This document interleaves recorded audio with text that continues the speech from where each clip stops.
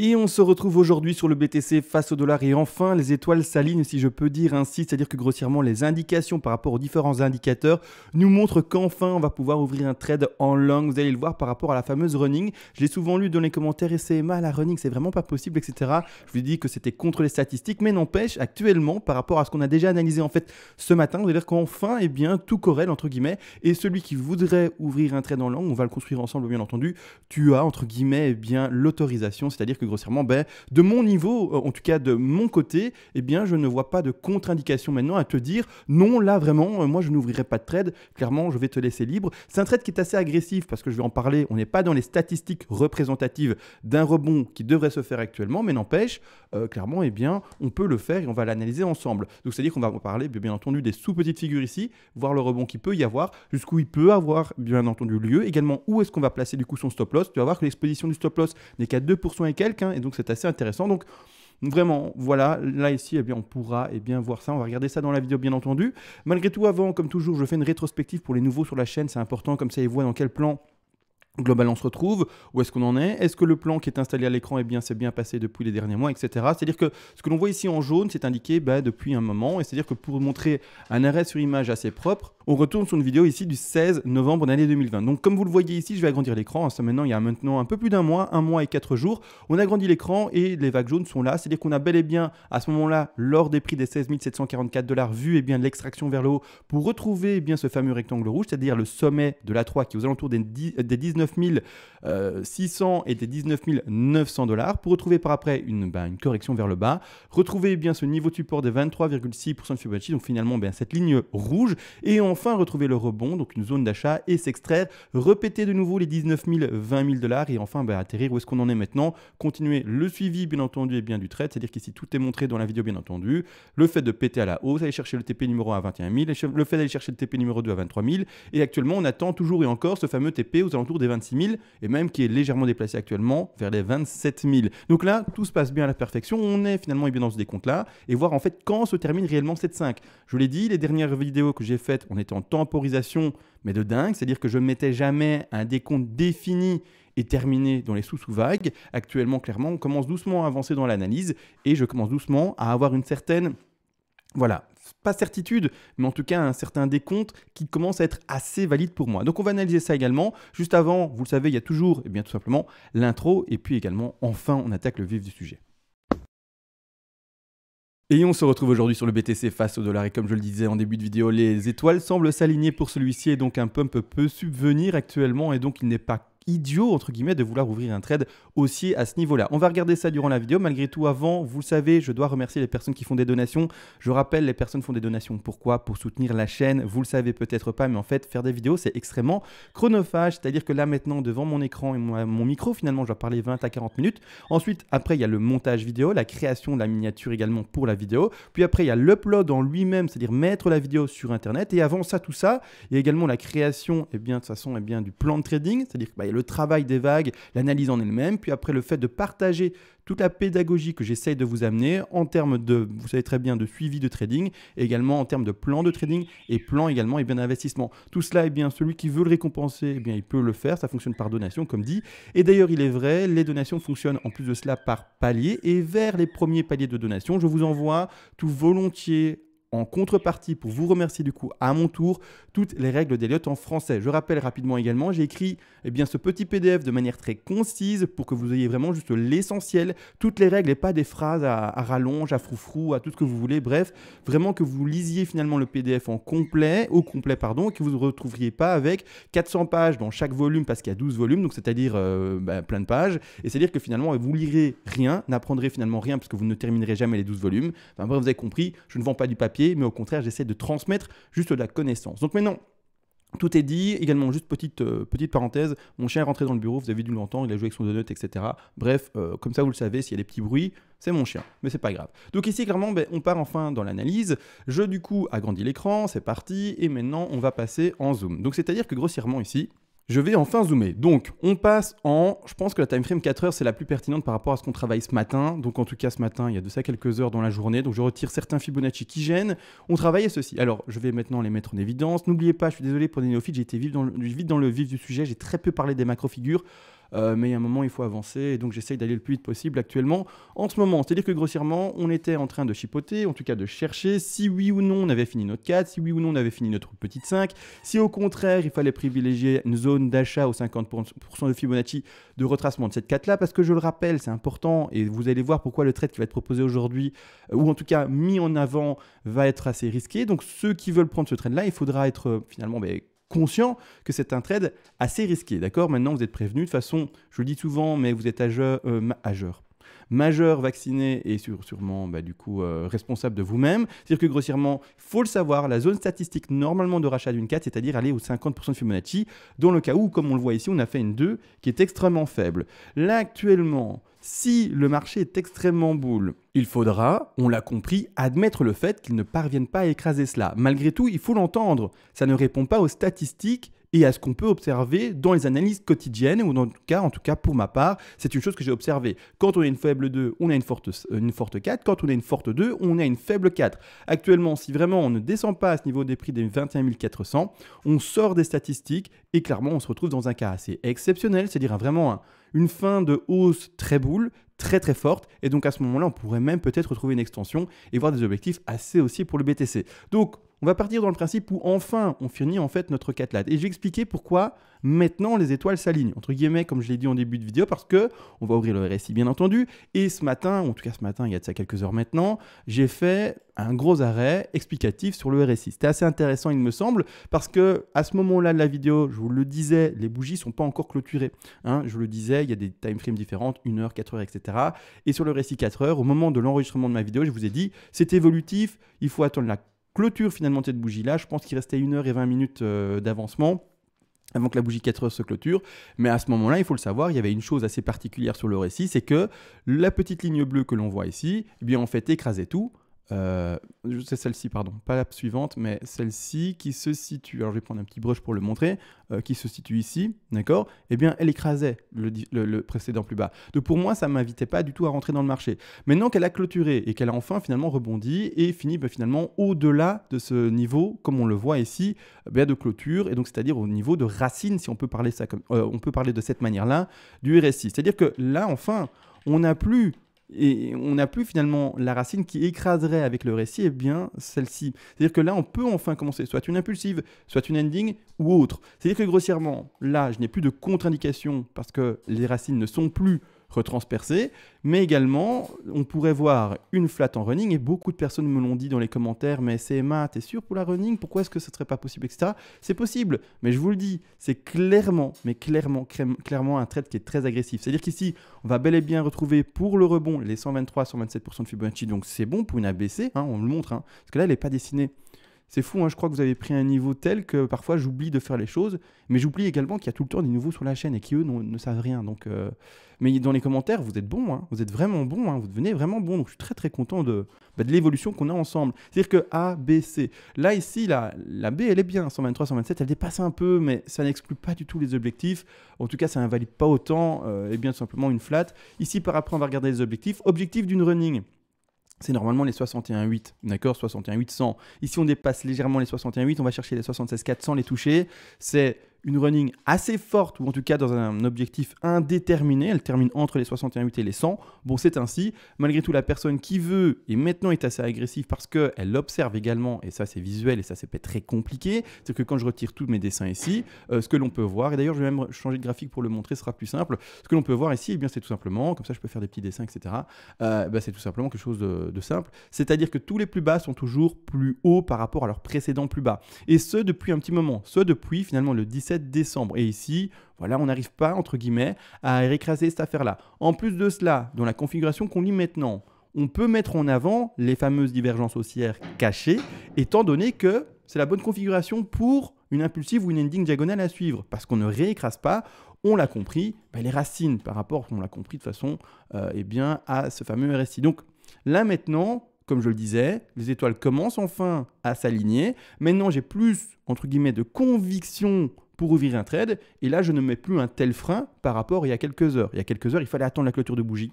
Il fallait vraiment observer ça. Je vous ai dit, on est en temporisation totale. Il faut attendre, et on n'est pas comme, et ça je l'ai dit, la petite analogie que j'en avais fait, on n'est pas comme un enfant dans un magasin de jouets qui veut tout prendre, ou alors qui à la fin, donc vous savez des courses, arrive à la caisse et veut acheter le dernier, c'est quoi les derniers, moi c'était les choupa choups quand j'étais jeune. Ou des choses comme ça, mais le dernier bonbon à la mode ou le dernier petit jouet qui est proposé à la caisse. Donc clairement, voilà, on fait attention, il ne faut pas hésiter à temporiser et avoir des signaux complémentaires finalement à notre analyse Elliott puriste, d'accord? Parce qu'on peut s'arrêter, et je vous l'ai dit, et c'est pas que je vous l'ai dit, je peux même vous le dire, pardon, on peut faire de l'analyse Elliott sans jamais regarder le RSI, d'accord? Sans jamais, c'est tout à fait possible. Maintenant, il faut avoir vraiment une grosse confiance en soi, d'accord, parce qu'on n'a plus l'ADC du RSI. Mais c'est tout à fait possible. Vraiment regarder les fibos, aller dans les décomptes parfaits, vraiment essayer d'aller voir toutes les patterns, etc. Enfin là, c'est un travail titanesque, je vous le dis, je l'ai fait à un moment. Il y a de ça 2 ans sur ma chaîne, c'est ce qu'on faisait. Hein. On faisait de l'Elliott pur.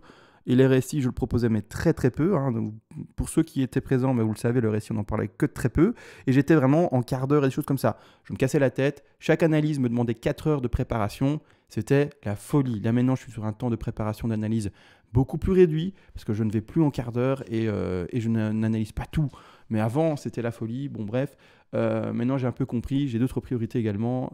Avant, j'avais pas d'enfant. Là, maintenant, vous le savez très bien. Il y a un petit bout en plus, et puis c'est comme ça. Donc j'ai moins de temps, et donc il faut que je m'attarde un peu moins sur les petites time frames. Maintenant, du coup, on reste bel et bien pour le moment sur cette tendance qui est indiquée. Donc on peut même indiquer, si on le veut, une espèce de support ici. C'est même pas une espèce de support, il y a un support qui se dessine ici tout simplement oblique. C'est-à-dire que grossièrement, où est-ce qu'on va placer notre fameux stop loss? Alors on va exprimer le trade, hein. C'est ce que je vous le dis. Hein. Attention, je reprécise, si vous prenez ce trade-là, c'est un trade qui joue contre statistiques. Les runnings sont possibles, hein, mais contre statistique par rapport au retracement de la 4. D'accord? Donc, on pourrait peut-être faire quelque chose comme ça. Bon, plus fort, on fait une début de 1, on fait un rebond de 2, et puis après on va en 3, 4 et 5. D'accord? On fait une ending, quelque chose comme ça. Peut-être, d'accord? Donc, il faut en avoir conscience. C'est très important, bien entendu. Donc ici, très risqué. Mais du coup, où est-ce qu'on va mettre notre stop loss? En l'occurrence ici, on va le mettre en bas de la C. D'accord? On va le mettre du coup en bas, on l'a compris, de la racine de la 4. D'accord? C'est-à-dire que ça va faire une exposition assez courte. On ne va pas mettre son stop par rapport à la bas tout en bas, d'accord? Il y a d'autres trades qui ont été ouverts potentiellement et qui peuvent prendre cette référence-là, mais par rapport à l'ouverture actuelle et au plan qu'on en dessine, on va mettre son stop par rapport à ce bas de 4. Donc dès qu'en fait le cours va repasser en dessous des 23 094 $, en tout cas sur la fin de la mèche ici, d'accord? Et bien à ce moment-là, on sort du cours et c'est fini. On met jamais, il est vrai, en fait, le stop loss pile poil sur le bottom, entre guillemets, en tout cas, le point d'invalidation. On le met toujours un peu en dessous, au cas où il y a eu un bruit du cours. Ça existe, en fait, que par exemple, sur le graphique que j'analyse moi, regardez, en fait, j'explique, le décompte soit propre, on ne passe pas en dessous et bien de la racine, etc. Mais sur certains échanges, je donne un exemple, par exemple, Bitfinex, j'ai déjà vu, tout simplement, des bougies qui, finalement, dépassait cette affaire-là, sortait de contexte et finalement écrasait le plan. Mais pourtant, le plan sur Coinbase, le plan sur Bitstamp, le plan sur peu importe hein, les échanges analysés, tous les autres échanges possibles, eux continuent à tenir le plan. Et il y a pourtant un seul échange qui a été cherché en dessous et finalement faire une espèce de chasse au stop. Est-ce que c'est une manipulation du cours par rapport à l'échange en lui-même ou des choses comme ça? Je vous le dis, je n'en sais rien. Moi, il y a juste une chose, je ne fais pas confiance aux échanges actuels. Pour moi, alors oui, Binance, pas mal. Franchement, pour moi poser certaines cryptos là-dessus, il n'y a pas de souci. Ou des choses comme ça, j'en ai assez confiance. Mais n'empêche, les grosses plateformes de trading en elles-mêmes, parfois, il y a de la manipulation assez importante. Et je me pose des questions. Je me dis, est-ce que ce n'est pas juste des chasses au stop qui créent, alors que le cours, sur tous les cours, n'a pas été chercher ces prix-là, mais cet échange en particulier, boum, rack dedans. J'ai entendu cette histoire avec Kraken récemment. Il y a pas mal de personnes qui ont été choquées et qui ont dit, moi, j'aimerais bien porter plainte si c'était possible. Je le comprends, il y a une chasse au stop de dingue. Et sur tous les autres cours, c'est-à-dire sur tous les autres échanges, tout se passait bien. C'est pour ça qu'on laisse toujours un petit bruit du cours pour espérer qu'il n'y ait pas cette fameuse chasse au stop qui se fasse sur certains échanges. C'est-à-dire qu'on le met légèrement en dessous. Hein. Bon, après, si la chasse au stop créée, entre guillemets, manipulée, si on peut dire comme ça, sur l'échange qui va avoir ça, hein, sur tous les échanges qui n'ont pas ça, c'est pas de la manipulation, hein, bien entendu, mais sur un échange, s'il y a une espèce de manipulation, je ne sais pas comment expliquer ces mouvements-là, et qui va chercher vraiment plus bas, ça arrive, ben là vous vous faites sortir et là c'est fini. Mais bon, ça c'est le jeu, hein, c'est le jeu, et parfois, ben voilà, on est sur des échanges qui sont pas très respectueux, entre guillemets, des personnes qui passent par eux finalement, de leurs propres clients. Bon, après, voilà, c'est la vie et c'est comme ça. C'est finalement les bitcoins, les crypto-monnaies, donc le bitcoin et les crypto-monnaies qui sont pour le moment pas assez régularisés, on va dire ça, et que finalement, eh bien, tout ce qui est autour fait un peu n'importe quoi également s'il le veut. D'accord? Bon, peu importe. Là, on part dans un autre sujet qui n'est pas pertinent, mais c'est pourquoi est-ce qu'on ne met pas en fait son stop loss sur les échanges de trading pile poil en fait au double bottom, d'accord? On le met juste un peu en dessous pour accepter le bruit du cours. Maintenant, s'il exagère dans la chasse au stop, bon ben là c'est fini, on descend, c'est fini, on se fait sortir. Donc malgré tout, stop loss placé, comme dit, je l'ai retiré sans faire exprès, juste un peu en dessous, d'accord? C'est-à-dire que on va on va simuler, j'ai ajouté un T dans le mot, on va simuler par une entrée au moment où je parle maintenant. Donc on prend top 23 870 $. Donc je vais mettre mon exposition, 23, j'avais dit, bon, on y est, voilà, on est à 23 849, bon, c'est la même chose. C'est-à-dire que grossièrement, hop, on place son stop là, on est à une exposition de 3,58, pas mauvais par rapport au capital que l'on pourra mettre par rapport au risque management, hein, on le sait encore et toujours. La perte, par exemple, je vais redire ça en deux mots, imaginons que vous avez un capital trading de X milliers d'euros. Vous vous dites, sur ces X milliers d'euros, à chaque trade, je veux perdre uniquement que 1% de mon capital trading. Dans ce cas-là, vous allez dire peut-être, je sais pas, X milliers d'euros, c'est 1%, ça correspond à 10 $. On en parle en euros. Donc, c'est 1% correspond à 10 €, d'accord?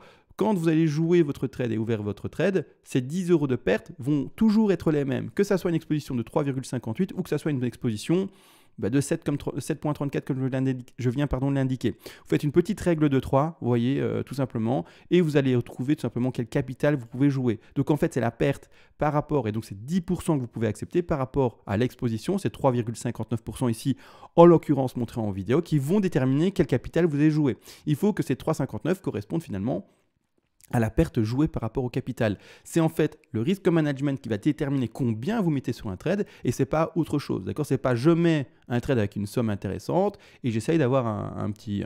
et puis après, je calcule mon risque. Non. Et puis après, je calcule ma perte. Non. D'abord, vous devez savoir tous les trades, vous allez perdre combien si vous perdez ce trade-là par rapport à votre capital de trading. Vous choisissez le pourcentage. 1%, peu importe. Vous choisissez le pourcentage et à un moment, quand vous ouvrez votre trade, ce pourcentage doit être déterminé et vous devez, par rapport à ce pourcentage déterminé, donc cette perte déterminée, faire un petit problème de 3, une petite résolution par 3 et finalement trouver quel capital vous pouvez jouer dessus. C'est rien de compliqué, hein, on apprend ça en mathématiques quand on est tout jeune. Je crois qu'on apprend ça vers 12 ans, 13 ans, 14 ans, grand maximum. Ou même avant, tellement c'est du tout simple. Hein, d'accord? Donc ici, on part là-dessus, c'est que grossièrement, entrer en trade, simuler, maintenant, je ne sais pas si vous l'avez fait ou pas, si vous avez attendu ma vidéo, j'espère que ça ne va pas pumper tout de suite ou cracher tout de suite, parce que du coup, ça invalide le plan, parce que comme on est dans des intervalles de prix très faibles, hein, c'est vraiment entre, ici on parle des 23 160 à un peu plus haut ici, des 24 000, voilà, on est vraiment dans un intervalle très faible, donc ça peut faire une bougie rouge des enfers d'un coup, et donc la vidéo invalidée, et entre guillemets, du coup, vous aurez vu une vidéo pour la pédagogie, mais... c'est tout.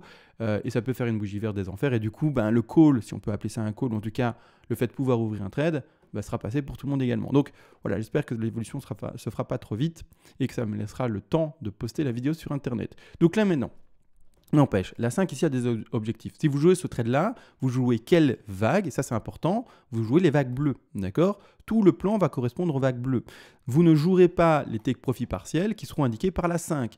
Là, les TP indiqués pour ce grand degré-là, rappelez-vous, c'est pour les gens qui sont rentrés à 16 300 $ avec nous, les gens qui sont peut-être rentrés sur le bas ici des 17 600 $ par rapport aux 23% de Fibonacci, les gens qui sont rentrés avant, d'accord, sur des time frames plus grandes.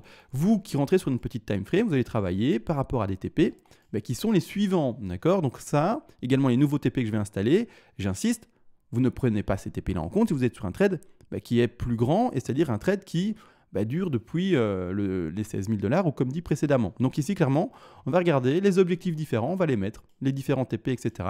Donc, dans ce trade-là, donc on a premièrement, moi je le vois déjà ici, j'ai trop envie de voir l'exposition totale en fait. Et le ratio qui en ressort, ouais, c'est un ratio de 4,67, c'est pas terrible. Enfin, c'est pas des meilleurs, mais on va en parler. Pourquoi je vais expliquer ça également. On arrive à la fin, entre guillemets, des prises de position ici, en tout cas pour le moment de ce qu'on peut observer. Donc ici, premièrement, ouverture de trade au niveau des prix que j'ai donnés. Ici, 61,8, on prend un premier TP, d'accord. Donc ouverture de trade, je vais le symboliser par un petit rectangle vert. Comme ça, on le voit bien. Hop, rectangle vert ici.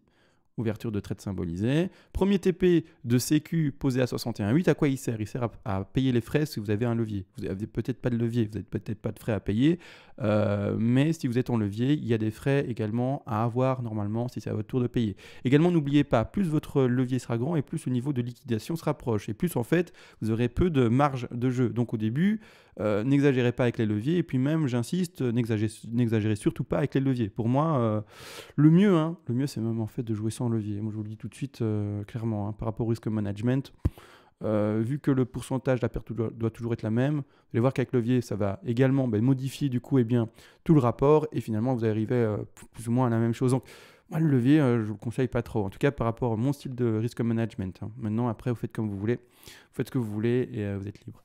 Mais n'empêche, on repart dans le vif du sujet. Ici 61,8 pour prendre un peu, donc c'est-à-dire vous prenez 10-15% grand maximum, et bien finalement de take profit partiel de sécurité, c'est-à-dire pour couvrir les frais, et au moment où ça pumpait plus fort et que le cours monterait bel et bien vers le haut, à ce moment-là vous déplacez votre stop loss au point d'entrée ou légèrement dans le vert, ça va annihiler l'exposition rouge, et finalement faire en sorte qu'il n'y a plus de possibilité de perdre d'argent par rapport à cette exposition-là.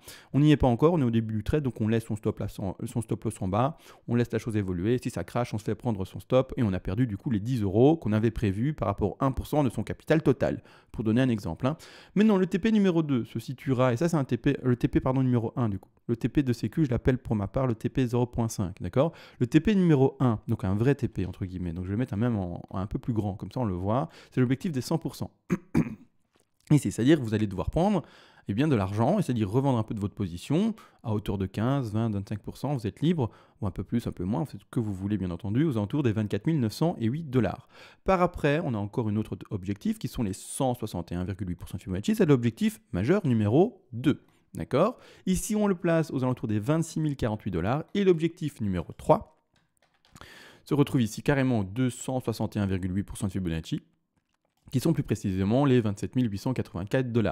On n'oublie pas, un trade n'est jamais clôturé tant qu'il est gagnant, ou en tout cas on essaye de le tenir le plus longtemps possible tant qu'il est rentable. À un moment, si vous n'avez plus que 3% dans votre trade, c'est peut-être plus rentable si ça ne dépasse pas par exemple les frais pour maintenir le trade ou des choses comme ça, ou si vous dites non, j'ai envie de passer à un autre trade parce que celui-là il devient très très peu rentable et voilà. Donc vous êtes encore libre bien entendu, mais à la base un trade, ou en tout cas un bénéfice qui est en train de s'indiquer vis-à-vis d'un trade gagnant, doit être tenu le plus longtemps possible, au contraire d'une perte qui doit, elle, être clôturée le plus rapidement possible. Pourquoi je dis ça? Parce que, et là d'ailleurs, pas mal de néophytes vont peut-être se reconnaître, c'est l'erreur de beaucoup, ne jamais, quand vous voyez par exemple, vous ouvrez un trade, imaginez vous ouvrez votre trade là, et puis vous dites « Ah mince, ça crache ». Ah oui, ça crache, on ne lit pas l'avenir, ah mince, le cours il descend, je vais le symboliser. Ah mince, le cours il descend. Ah non, je vais me faire prendre mon stop. Ah non, j'ai pas envie. Ah non, non, non, non, non. Alors qu'est-ce que vous faites? Vous déplacez votre stop et vous le mettez vers le bas. Donc vous augmentez votre exposition. Du coup, vous sortez du risque management. Du coup, vous allez avoir une perte plus importante. Et bref, vous ne gérez plus rien. Et à ce moment-là, vous commencez à descendre. Parce que vous allez du coup vous dire, ah mais la flat n'est peut-être pas finie. Attendez, je vais chercher la flat là-bas en bas. Allez, je vais poser mon stop à 21 000 et quelques. Bref, vous partez du coup sur une exposition et vous modifiez tout le trade en fait. Vous partez du coup sur un ratio qui commence à diminuer, à force de vouloir, on l'a compris, descendre ce fameux stop loss, et finalement vous vous retrouvez avec un trade qui est nul, qui sert à rien et qui va vous faire perdre un maximum. Donc non, quand un trade est ouvert et que vous avez mis votre stop à un endroit, on ne le bouge plus vers le bas. On le bouge vers le haut, jamais vers le bas. D'accord? Vers le bas, c'est faire en sorte d'avoir plus de pertes et sortir de son risque management. Donc ça, j'insiste, n'ayez pas peur de vous faire prendre vos stops. Votre stop est là pour justement faire en sorte que vous n'ayez que la perte que vous avez prévu d'avoir et ne pas avoir plus. Donc si vous déplacez votre stop vers le bas, c'est histoire de se tuer en fait. Vous mettez votre propre couteau dans votre cœur, là, clairement. Donc arrêtez ça tout de suite. Mais après, c'est pas. Voilà. Je le dis d'une manière un peu agressive, ou en tout cas un peu choquante, mais c'est parce que je sais que beaucoup de néophytes font l'erreur, et c'est une erreur vraiment pas à faire. J'essaye vraiment d'apporter les choses un peu choquantes pour que ça soit retenu, d'accord? On ne déplace jamais son stop vers le bas. S'il est placé de manière calculée, il n'y a pas de besoin de le déplacer. Et de toute manière, une fois qu'il est placé, il répond à tout un risque management que du coup, si on le déplace vers le bas, eh bien, on augmente toute sa perte potentielle. Et du coup, on sort d'un calcul qui est fait, et du coup, ben quoi, vous n'allez plus perdre 1% de votre capital total de trading. Hein. Vous allez perdre 2, 3, 4 et plus peut-être. Donc, c'est se cramer et c'est voilà, c'est se tuer, se mettre, voilà, vous avez compris, déjà dans la tombe tout seul. Donc ici, premièrement, on a un ratio, et alors je l'ai dit de manière, je l'ai dit à haute voix quand je pensais, je me suis dit, ah, le ratio n'est pas terrible. C'est un ratio de 4,78, c'est un ratio de 5. C'est-à-dire que, attention, c'est important de comprendre, quand vous ouvrez un trade, le ratio qui est écrit ici, c'est jamais le ratio que vous allez gagner, entre guillemets, vous n'allez pas faire un 4,78 de retour sur investissement par rapport finalement à la perte potentielle, pas du tout, parce qu'il faut comprendre une chose, vous allez prendre un TP de sécu, vous allez vendre un peu à 100, vous allez vendre un peu à 200, à 161, vous allez vendre un peu à 261, vous n'allez pas tout vendre là en plus, vous allez ouvrir laisser le trade ouvert avec 5, 10, 15% dans le cas où ça continue à monter. Il faut savoir que du coup, en fait, le ratio qui est indiqué ici est complètement faussé. Le ratio est bon si vous achetez ici et que vous vendez à 100% là. Mais ce n'est pas du tout ce qu'on fait, nous. Nous, on a une stratégie, une méthodologie de trading qui dit vendez un peu là pour couvrir vos frais, vendez un peu là pour faire un peu de bénéfice dans le cas où vous avez eu l'occasion de monter votre stop dans le vert ou à votre point d'entrée. Prenez un peu là, prenez un peu là, prenez un peu là, parce que le cours peut très bien s'arrêter à 100%, à 161,8 ou à 261,8. Pourquoi également? Parce que je remarque que pas mal de personnes m'ont parfois demandé par mail, CMA, mais en fait, comment est-ce que tu détermines les TP? Mais en fait, les TP, c'est ça. C'est en fait les objectifs de 5. Vous le comprenez? Je ne sais pas, pour moi, c'est clair, mais parfois, je ne contextualise pas de manière orale simple. C'est-à-dire qu'en fait, la 5 peut s'arrêter ici au niveau des 100. C'est un objectif de 5. C'est-à-dire qu'en fait, ce qu'on vient d'indiquer à l'écran, c'est des objectifs où la 5, oh là, je parle de la jaune, où la 5, pardon, en bleu, peut se terminer, d'accord? Donc la bleue peut se terminer à 100% et puis cracher. C'est pour ça qu'on aura mis son stop, peut-être à ce moment-là, c'est un peu tôt pour le déplacer à son point d'entrée. Mais en tout cas, on le comprend, c'est clairement en fait les zones où la 5 peut se terminer, où par après une correction peut subvenir. Donc c'est important de le comprendre. Donc ici, comme ça, on place nos take profit partiels. Donc maintenant, le plan est posé. J'espère que ça ne pump pas trop vite pendant que je parle. On est à combien? À 23 894. Ça pump légèrement, mais sans exagérer. Mais c'est-à-dire que voilà, le plan est posé. De toute manière, je n'invite jamais à faire du copy trading bête et simple. Je veux que vous ayez un certain niveau. Donc c'est pas grave si ça pump pendant que je parle. C'est-à-dire que si vous ne l'avez pas pris, c'est que vous n'aviez pas le niveau de le prendre. Si vous l'avez pris, c'est que vous aviez le niveau de le prendre. D'accord? Donc maintenant, je mets en évidence devant les gens, en tout cas devant les yeux des personnes, pour qu'elles le voient et qu'elles comprennent comment est-ce qu'on peut avancer par méthodologie, finalement valider certains plans, prendre un trade qui est plus sûr par rapport à il y a de ça quelques heures, alors qu'il y a quelques heures, je n'invitais pas à prendre ce trade-là parce qu'on n'avait pas la clôture de bougie en 4 heures et des choses comme ça. Là maintenant, on avance petit à petit et là, ça commence à être bon. Donc là, on fait peut-être potentiellement une running en flat. D'accord? Donc là, maintenant, le plan est indiqué. C'est-à-dire qu'également, ben voilà, on attend encore une hausse. Normalement, il faudrait réussir à lire une divergence. Alors ici, en 4 heures, on la lit pour le moment. On est en train de péter légèrement. D'accord? C'est-à-dire que là, on fait toujours des plus bas. On fait un bel et bien un plus haut pour la 3 en bleu ici. C'est tout petit, je suis désolé. Hop, je zoome un peu. On fait bien ici un plus haut sur le récit en 4 heures ici. On fait bel et bien la divergence pour aller chercher notre bas de 4.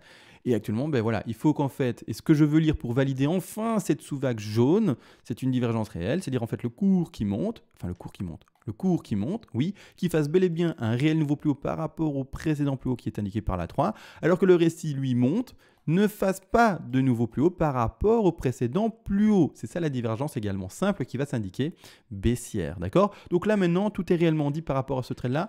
Je ne sais pas si en début de vidéo, j'avais dit que j'allais apporter quelque chose de supplémentaire. Je pense pas. Je pense pas.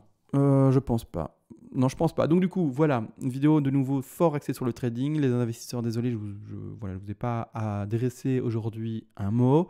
De toute manière, c'est pas très compliqué. On ne revend pas ces BTC d'investissement sur du long terme ou également qui attendent un retour sur investissement déterminé. D'accord? C'est important.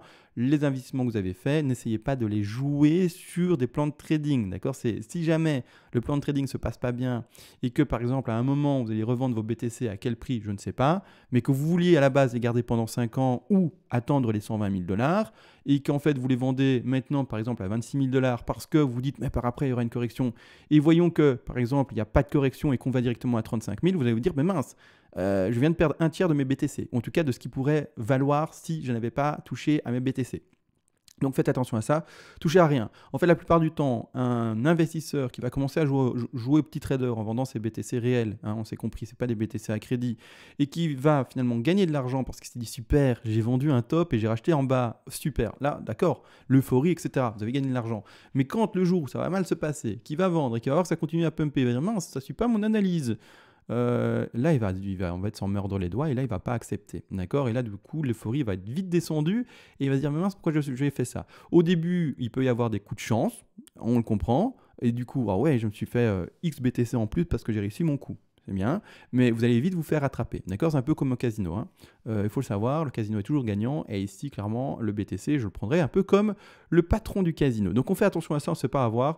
Le plus simple, c'est de hold, c'est-à-dire ne pas toucher à ces BTC pendant un certain temps, ou également, du coup, ne pas y toucher pendant un certain temps, surtout pour retrouver son retour sur investissement. Vous déterminez un facteur, un multiplicateur, vous dites, ben voilà, moi je veux revendre mes BTC quand on a fait un x4 par rapport à mon investissement, vous revendez quand vous avez fait un x4. Moi je veux revendre, par exemple, quand on a fini un certain plan d'investissement qui invite à vendre par palier vers les 120 000, vous revendez à ce moment-là. Moi je veux revendre dans 5 ans, 10 ans, 15 ans, 20 ans, parce que je crois en la technologie, vous revendez dans 5 ans, 10 ans, 15 ans parce que vous croyez en la technologie. Mais vous devez avoir un plan d'investissement avec une zone de vente à un moment. Mais pas revendre au milieu de rien juste parce que émotionnellement vous dites ouais, c'est le bon moment, je me sens bien, je suis un trader fou. Non, vous êtes un investisseur et je vous le dis moi-même, avec mes BTC d'investissement, je n'y touche pas. D'accord. Mes BTC de trading, c'est mon capital trading. Où je disais en début de vidéo, les 1% à perdre sur son capital, etc., etc. Et donc là, c'est complètement deux choses différentes. Si vous voulez faire du trading, prenez un peu de vos BTC d'investissement, vous prenez de l'argent de là et vous l'investissez, vous créez un capital trading. Mais ce capital trading doit également être petit par rapport à votre capital d'investissement. D'accord. Capital d'investissement, ça va être le gros bag.